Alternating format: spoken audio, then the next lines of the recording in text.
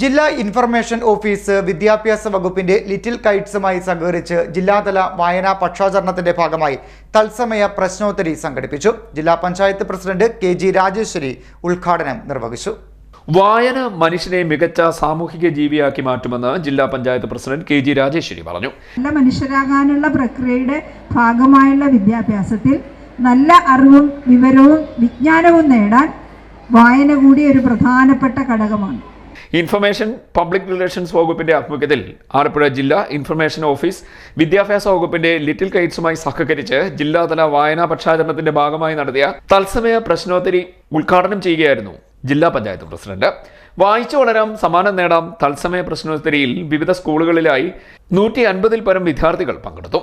ചടങ്ങിൽ ജില്ലാ പഞ്ചായത്ത് അംഗം റിയാസ് അധ്യക്ഷനായി. ജില്ലാ ഇൻഫർമേഷൻ ഓഫീസർ KS സുമേഷ്, പ്രധാന അധ്യാപിക KS ജ്യോതിഷ് കുമാരി, അധ്യാപിക PK കൃഷ്ണ തുടങ്ങിയവർ സംസാരിച്ചു.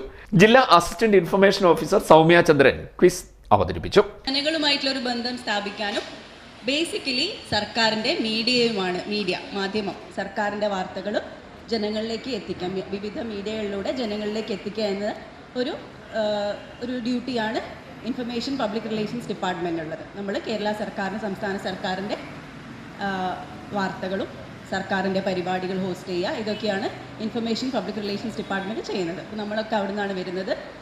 അപ്പം ഇനി ഇൻഫർമേഷൻ പബ്ലിക് റിലേഷൻസ് ഡിപ്പാർട്ട്മെൻറ്റ് അറിയില്ല എന്ന് പറയില്ലല്ലോ? ഇല്ല. ഓക്കെ, അപ്പോൾ ചോദ്യത്തിലേക്ക് കടക്കട്ടെ. ആലപ്പുഴ ജില്ലയിലെ നീലംപേരൂരിൽ. ശരിയാണ്.